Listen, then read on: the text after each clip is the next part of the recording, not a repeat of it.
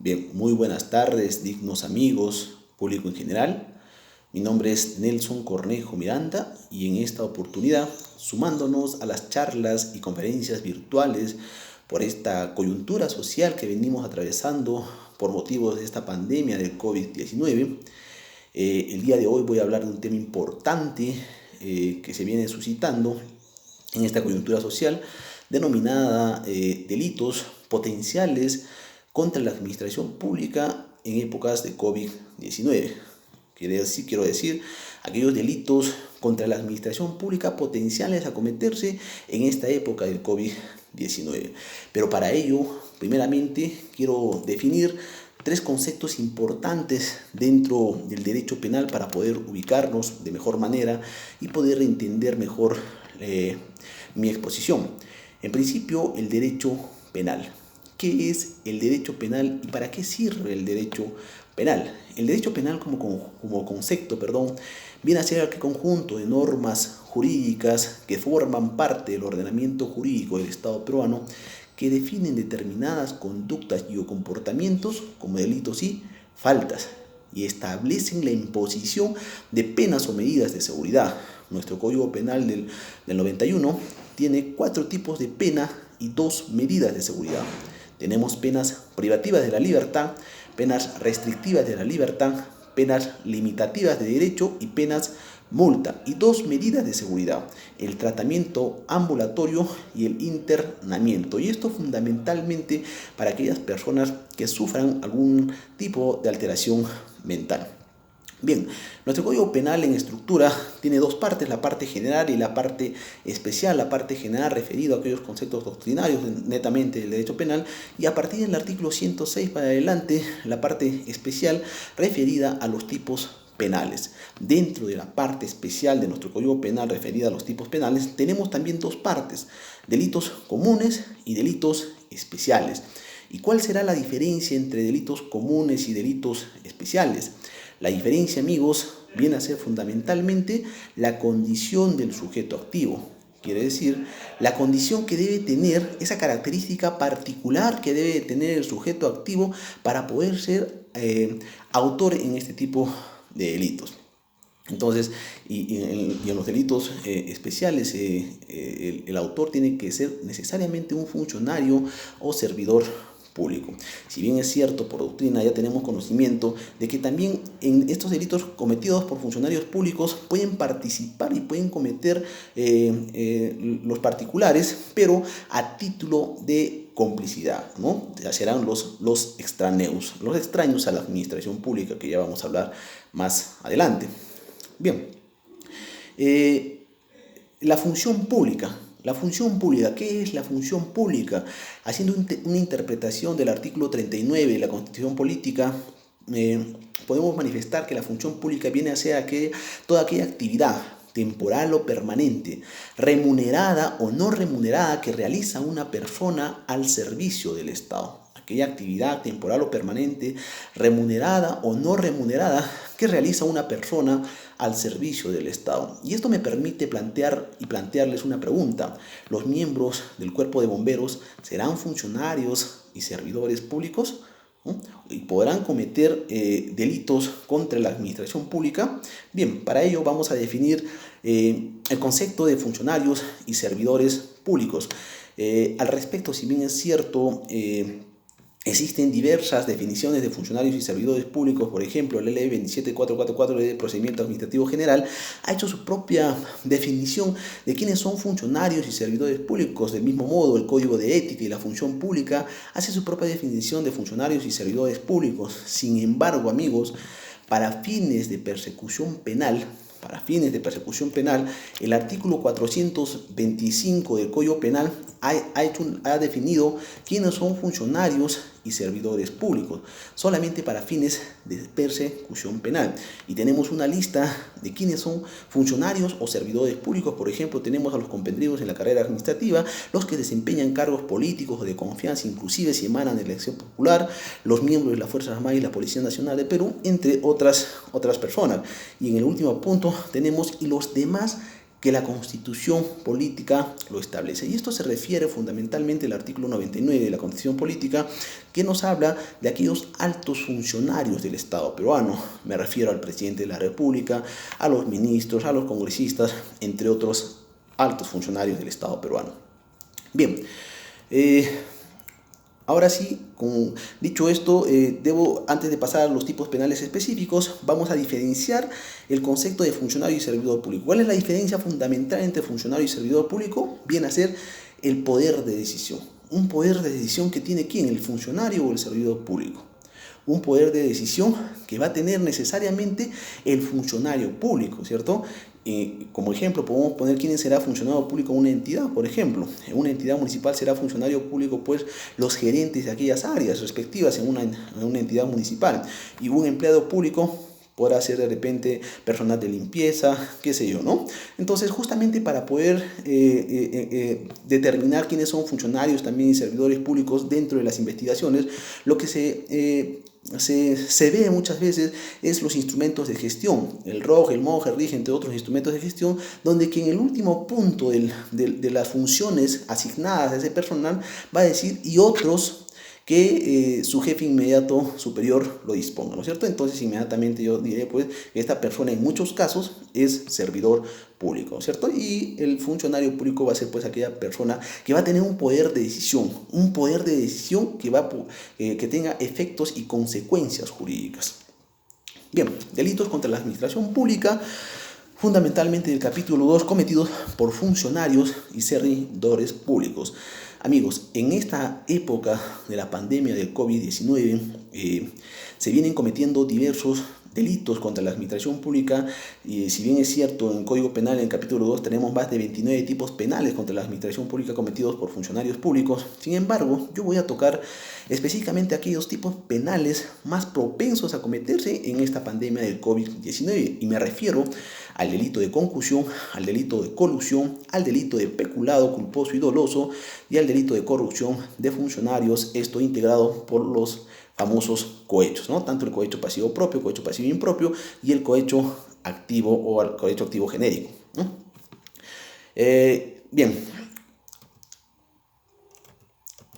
el delito de concusión. El artículo 382 del Código Penal nos habla del delito de concusión, cuyo tipo penal específico y expreso nos dice expresamente: el funcionario o servidor público que, abusando de su cargo, obliga o induce a una persona a dar o prometer un bien o beneficio patrimonial. El funcionario o servidor público, hemos definido quién es funcionario y servidor público, va a ser aquella persona que está dentro del artículo 425 del Código Penal, ¿no? Que abusando de su cargo, abusando de ese poder que el Estado le ha encomendado, de esa potestad que tiene como funcionario o servidor público, obliga o induce. Acá tenemos dos verbos rectores, dos modalidades: el obligar como una amenaza, como una extorsión, y la inducción como un engaño o un convencimiento a una persona a dar o prometer indebidamente o para sí un bien o beneficio patrimonial. No podemos confundir el verbo rector de obligar como una violencia, ¿no? Por si bien es cierto, podría haber una amenaza, pero no puede haber en un momento violencia, porque si existiría violencia estaríamos hablando de otro tipo penal, por ejemplo un robo, ¿no es cierto? Y voy a poner un ejemplo para poder entender mejor este tipo penal del delito de concusión. Por ejemplo, una entidad municipal, un encargado de fiscalización se constituye a un local con la finalidad de cerrar el local porque este pues no cumple con la autorización respectiva para poder abrir el local, y en esa instancia amenaza al propietario del local a fin de que éste le dé un bien o beneficio patrimonial, ¿no? Llámese dinero o cualquier otro tipo de beneficio patrimonial. Lo obliga, lo amenaza, no se ponen de acuerdo ambos. No podemos hablar de que se han puesto de un núcleo de acuerdo, porque si existiría un núcleo de acuerdo tanto entre el funcionario y en este caso el particular propietario de este local, no estaríamos hablando de un delito de concusión, sino más bien estaríamos hablando de un delito de cohecho.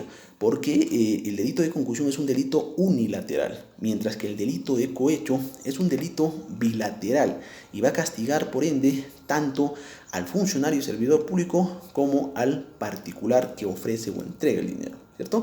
Entonces no podemos confundir con el delito de cohecho. El delito de concusión viene a ser aquella obligación por parte del funcionario público o inducción en su otra modalidad por parte del funcionario público hacia el particular, quien no tiene otra cosa más que hacer que entregar porque se encuentra amenazado o engañado por el funcionario o servidor público, ¿cierto? Entonces, en este caso, el particular que ha entregado el dinero o este beneficio patrimonial no será sancionado por ningún tipo de delito y, al igual que el Estado, podría ser inclusive sujeto pasivo. No va a ser sancionado en ningún tipo de delito porque ha sido obligado o inducido, ¿no? Bien, otra diferencia con el delito de cohecho, el delito de concusión, viene a ser que el elemento corruptor, en este caso, en el delito de concusión, solamente va a ser un bien o beneficio patrimonial, mientras que en el delito de cohecho el elemento corruptor puede ser cualquier otro beneficio, llámese favores políticos, favores sexuales, entre otros beneficios, o cualquier otro beneficio, perdón. Esa es otra de las diferencias con el delito de cohecho. Bien, asimismo, debo manifestar que el delito de concusión, así como el delito de cohecho, para la consumación de este tipo penal no es necesario la entrega efectiva del elemento corruptor. ¿Y a qué me refiero con eso? Me explico. Que para que se consume este tipo penal no es necesario que se haga la entrega efectiva del elemento corruptor, del bien o beneficio patrimonial, sino basta con una simple promesa probada y comprobada, ¿no? Acá claramente en el tipo penal nos dice que dar o prometer, no quiero decir a futuro, simplemente si hay una promesa a futuro, ya se ha consumado el tipo penal de concusión. La pena privativa de libertad a sancionarse en este tipo de delito es no menor de 2 ni mayor de 8 años de pena privativa de libertad. Bien, ahora bien, existe el tipo penal del delito de cohecho, por ejemplo. Vamos a poner un ejemplo simple. En el caso, por ejemplo, de los miembros de la policía en esta época del COVID, ¿no? El encargado de efectuar el control de tránsito en la vía pública, supongamos que interviene a una persona que está con su vehículo y este no tiene la autorización para circular con el vehículo. Entonces, para poder configurar el artículo 395-B del Código Pasivo propio en el ejercicio de la función policial, tendría que, por ejemplo, el efectivo policial, ¿no?, ponerse de acuerdo con el particular para que éste le dé una dádiva, un bien o beneficio o cualquier otro beneficio y el efectivo policial lo deje continuar al particular, ¿no? Tiene que existir un núcleo de acuerdo, omitiendo a sus funciones, ¿no? Si el personal, o en este caso el efectivo policial, omite a sus funciones, en este caso correspondía de repente retener los documentos hasta que pase la época hasta que se levante el estado de emergencia y poner una papeleta, sino por el contrario omite eso y deja continuar porque el particular le ha otorgado un dinero, por ejemplo, ¿no es cierto? Entonces está omitiendo a sus funciones, será sancionado con una determinada pena privativa de libertad. Y también se puede configurar el delito de cohecho pasivo impropio en el ejercicio de la función policial. ¿Y cuál es la diferencia? En estructura es lo mismo, pero fundamentalmente la diferencia es de que el efectivo policial en este caso no omite ninguna función propia de su servicio. Por ejemplo, a ver, en las comisarías están permitidas, las comisarías son encargadas de emitir copias certificadas de denuncia. Si un particular de agradecimiento ofrece un bien o un dinero a un efectivo policial porque este efectivo policial amablemente y muy amablemente le ha entregado la copia certificada de denuncia en el momento, entonces le quiere entregar de agradecimiento, no porque el efectivo policial la ha solicitado, sino de agradecimiento del particular, le quiere entregar un dinero y el efectivo policial niega rotundamente esa entrega del dinero, simplemente le dice que es su función y que no se preocupe, y este insiste en entregarle el dinero, por ejemplo, ¿cierto? Entonces, a tanta insistencia el efectivo policial, lo vamos a poner un poquito complicado este caso, le dice al particular que lo deje en ese libro que está en su escritorio, en el escritorio del efectivo policial, ¿no? Bien, el particular lo deja en el libro y se retira. Entra la Policía Anticorrupción, la Fiscalía Anticorrupción y encuentran el dinero en el libro, pero no lo encuentran al efectivo policial. ¿Qué opinan ustedes? ¿Existe delito de cohecho pasivo impropio en el ejercicio de la función policial o no existe delito? Sí existiría delito. ¿Por qué? Porque ese código penal donde que está el dinero puesto por el particular, donde que de repente va a encontrar inclusive el reactivo y no en la mano del efectivo policial, ¿cierto? Entonces, está dentro del dominio del efectivo policial, dentro de su ámbito de dominio. Si bien es cierto, no está en el registro personal, pero sí está dentro de su ámbito de dominio. Entonces, como prueba, manejando las pruebas indiciarias, sí, pues es un indicativo de que este efectivo policial haya cometido este tipo de delito, ¿no? Y muchos se preguntarán, pero ¿por qué si este en ningún momento le ha solicitado, simplemente ha aceptado la buena voluntad del particular? No, pues nosotros no podemos vulnerar el principio de gratuidad de la función pública. Justamente la función pública es gratuita y no podemos aceptar dinero, por ejemplo, de un particular. Por eso los miembros de la policía y ningún otro funcionario público puede aceptar un dinero por un servicio propio de su función. Y sí cometería delito. Y en este caso el particular también comete delito. Sí, el particular va a cometer el delito de cohecho activo. Si se trata de un policía o se ha ofrecido un efectivo de la policía, entonces cometerá el cohecho activo en el ámbito de la función policial. Y si se trata de cualquier otro funcionario o servidor público que le ha ofrecido dinero un particular, comete el delito de cohecho activo genérico, ¿no? Entonces tenemos que tener muchísimo cuidado. Bien.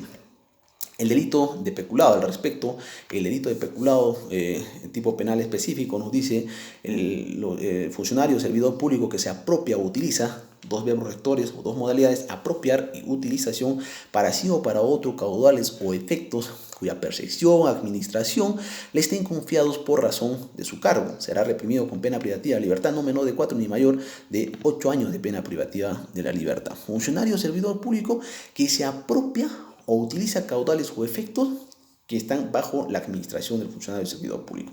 Acá existe una forma agravante propia de este tipo penal del delito de peculado, que viene a ser cuando aquel funcionario o servidor público se apropia de bienes o caudales cuyo monto supera más de 10 unidades impositivas tributarias. Estamos hablando de un peculado agravado que va a tener una pena privativa de libertad no menor de 8 ni mayor de 12 años de pena privativa de libertad. Y otra de las formas agravadas justamente viene a ser cuando aquellos bienes apropiados por el funcionario o servidor público eran bienes que tenían fines asistenciales por una coyuntura social cualquiera, ¿no es cierto? Esos fines eran destinados a fines asistenciales, ¿no? Por ejemplo, acá vamos a poner un ejemplo propio de esta pandemia. El gobierno central ha otorgado un determinado presupuesto a las municipalidades a fin de que estos compren canastas básicas familiares. Supongamos de que ese presupuesto para la canasta básica familiar en un alcalde o un funcionario de una entidad que estaba a su cargo este dinero se apropia, ¿no? Se apropia de ese dinero, inmediatamente comete el tipo penal de peculado doloso agravado, ¿no? Y vamos a poner otra figura y otro tipo penal de repente. ¿Qué pasaría si el funcionario público a quien le han dado un presupuesto determinado para que compre las canastas básicas familiares y distribuya a aquellas personas vulnerables, simplemente no lo emplea en esos fines? O sea, no le emplea ese presupuesto en comprar la canasta básica familiar, sino más bien emplea ese presupuesto para el pago al personal de la entidad. ¿Qué delito cometería? Cometería pues un claro delito de malversación de fondos, ¿no? Porque ha empleado en otros fines el presupuesto otorgado para por el gobierno. Bien. Voy a poner un tipo penal, un ejemplo en el delito de peculado, porque ese delito es muy amplio. Entonces, para poder diferenciar, y voy a aprovechar el momento para diferenciar dos teorías importantes, la teoría del dominio del derecho y la teoría de la infracción del deber, y al mismo tiempo hablar de título de unidad de imputación y el título de ruptura de imputación. ¿A qué me refiero? A ver, me explico. Supongamos que en una entidad, el tesorero, por ejemplo, de una entidad que tiene a cargo los recursos directamente recaudados, los fondos, tiene dinero en efectivo, tiene la caja chica, qué sé yo, en complicidad con su pareja, vamos a ponerlo así, en complicidad con su pareja, entra en acuerdo con ella y le dice, ¿sabes qué, amor?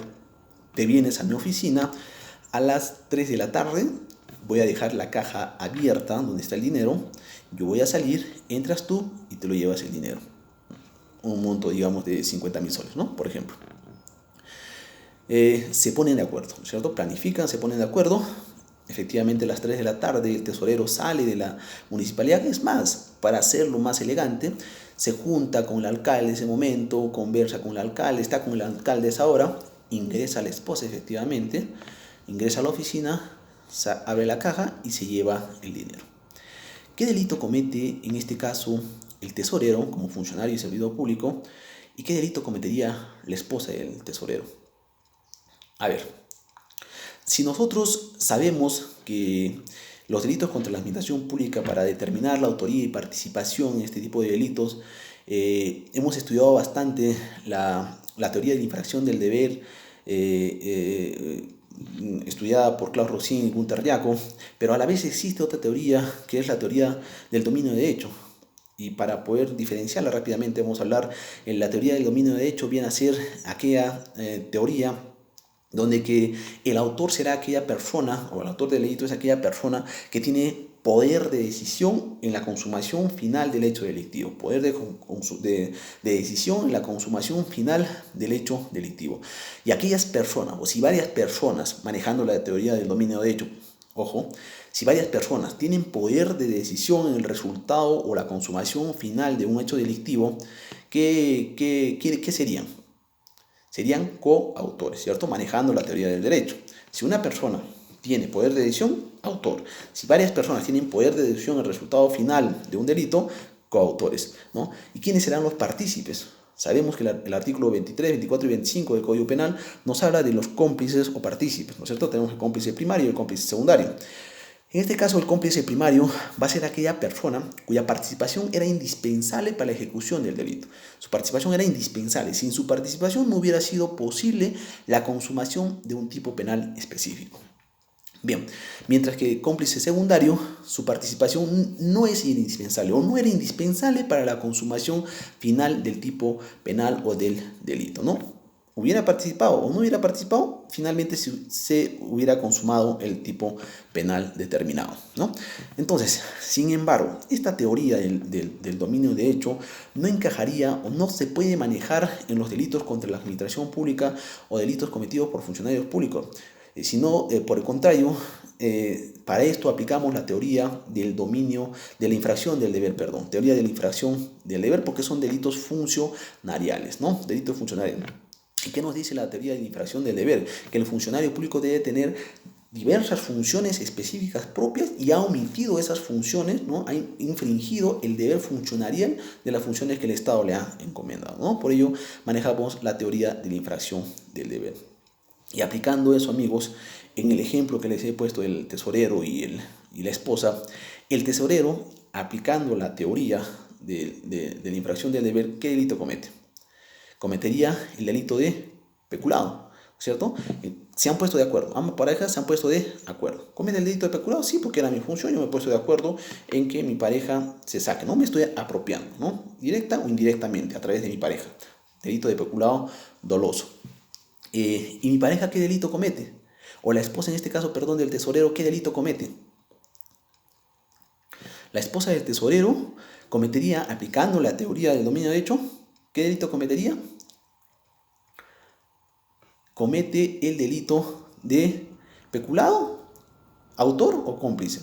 Sería pues cómplice, ¿cierto? Pero cómplice ¿de qué delito? ¿Del delito de peculado o el del delito de robo o hurto?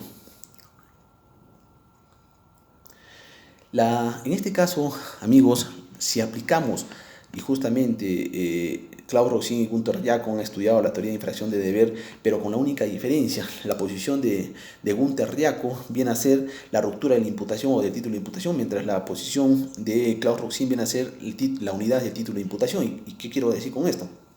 A ver, bien, si en el ejemplo específico del caso que he puesto, del tesorero, la esposa vendría a ser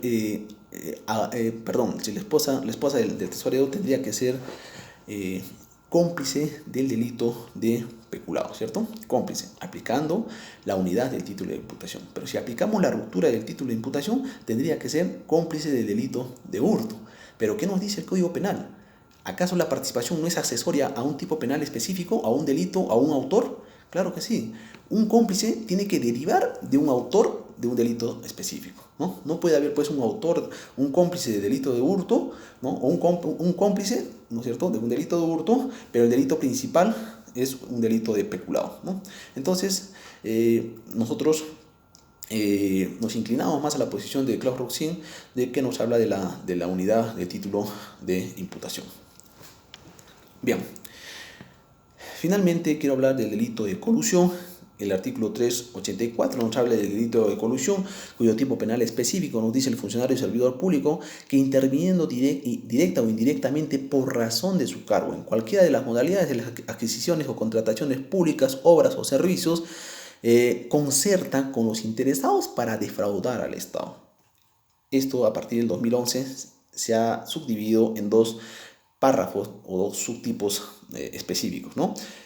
La colusión simple va a ser aquel funcionario o servidor público que interviniendo directa o indirectamente en cualquiera de las modalidades de las contrataciones públicas y en cualquiera de las etapas de las contrataciones públicas, ya sea en los actos preparatorios, en la etapa de selección, en la ejecución contractual, concierta con los interesados, por ejemplo, aquel miembro del comité que concierta con el proveedor o con el postor, perdón, para que le otorgue la buena pro, ¿no es cierto?, y ha sido descubierto antes que se le otorgue la buena pro o antes que cumpla la adquisición determinada, entonces estaremos hablando de un delito de colusión simple, ¿no? ¿Por qué? Porque existe la concertación, pero no existe la defraudación patrimonial. Sin embargo, en la colusión agravada va a ser el verbo rector concertación más defraudación patrimonial.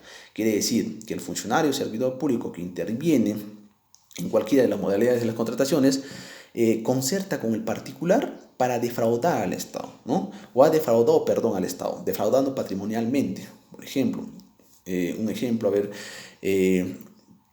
se contrata para entregar la buena pro para la adquisición de determinados bienes. El proveedor o el postor en este caso me dice que me va a dar a 5 soles cada bien, ¿no?, en una adquisición de 1000 bienes. Sin embargo, yo como funcionario le digo, ya sabes qué, te pago 7, ¿ya? Y posteriormente ya entran en un acuerdo de que el particular le tenga que entregar un determinado dinero al funcionario público, ¿no? Y le da la buena pro y finalmente el particular le entrega el dinero quedado o acordado al funcionario público, ¿no?, o a los miembros del comité, perdón. En este caso, por ejemplo. Entonces estaríamos cometiendo el delito de colusión agravada, ¿no? Porque ya se ha defraudado al Estado, porque habían otros postores y en un estudio de mercado existían otros postores que ofrecían a menor costo el bien adquirido. Sin embargo, muchos se preguntarán, en todo caso estamos hablando de un concurso real o ideal de delitos, toda vez que existe un delito de cohecho también en la entrega del dinero, ha habido un acuerdo. No, en este tipo de delito, por tener más pena o mayor pena el delito de colusión, el delito de colusión subsume al tipo penal de cohecho, ¿no? Entonces solamente se va a imputar responsabilidad a ambas personas, tanto al funcionario y servidor público como intraneus, y al particular en este caso como extraño a la administración pública, ¿no? Se le imputará a título de cómplice, ¿no?, ya sea primario o secundario. Bien.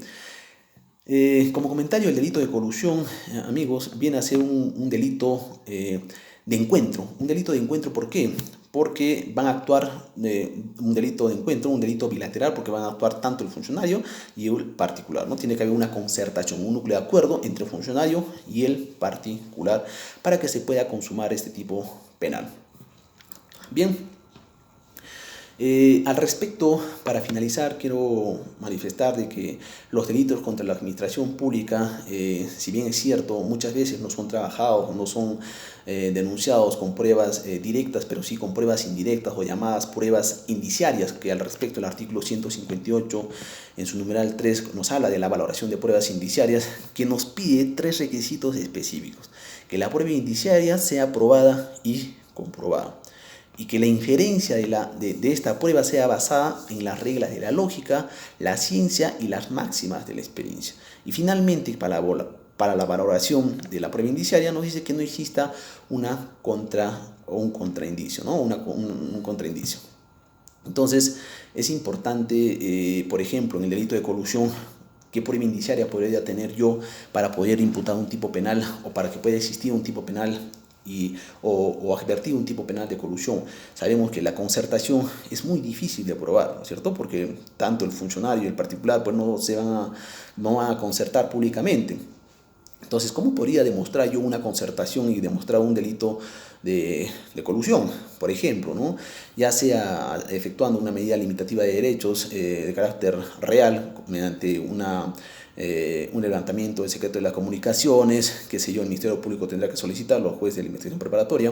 Asimismo, un levantamiento del secreto bancario, relacionar, por ejemplo, qué sé yo, en un levantamiento del secreto de las comunicaciones, tener de repente determinar llamadas telefónicas tanto entre los miembros del comité y el particular, podría ser un indicio de que sí ha existido un acuerdo colusorio, o encontrar de repente en el levantamiento del secreto de bancario, encontrar depósitos de dinero del particular a los miembros del comité, ¿no es cierto? Son claros indicios, pues, de que ha podido existir una concertación. Otros indicios podrían ser, por ejemplo, la sobrevaloración justamente de los precios, ¿no? Nos hace entender y suponer de que ha podido existir un acuerdo, pues justamente en la sobrevaloración de los costos. Pero para ello, fundamentalmente, para poder hablar, y eso ya la jurisprudencia nacional nos ha manifestado, de que para poder hablar de un delito de colusión agravada con perjuicio patrimonial, debe existir necesariamente una pericia contable para determinar fehacientemente la afectación patrimonial y el daño de afectación patrimonial al Estado. Bien, el bien jurídico protegido en este tipo de delitos contra la administración pública, tenemos bienes jurídicos genéricos y bienes jurídicos específicos, que fundamentalmente los específicos protegen principios de probidad, principios de neutralidad, principios de imparcialidad, entre otros principios. Pero el bien genérico protegido general en estos delitos contra la administración pública viene a ser el correcto y el recto y correcto funcionamiento de la administración pública, ¿no? El correcto funcionamiento de la administración pública. Bien, quiero terminar, amigos, manifestando de que como un refrán, o como una reflexión, de que se dice de que el corrupto es peor que una prostituta, toda vez de que, si bien es cierto, la prostituta afecta la moral de una sola persona, el corrupto afecta la moral de toda una sociedad. Bien, espero haya sido claro. Muchas gracias. Hasta otra oportunidad.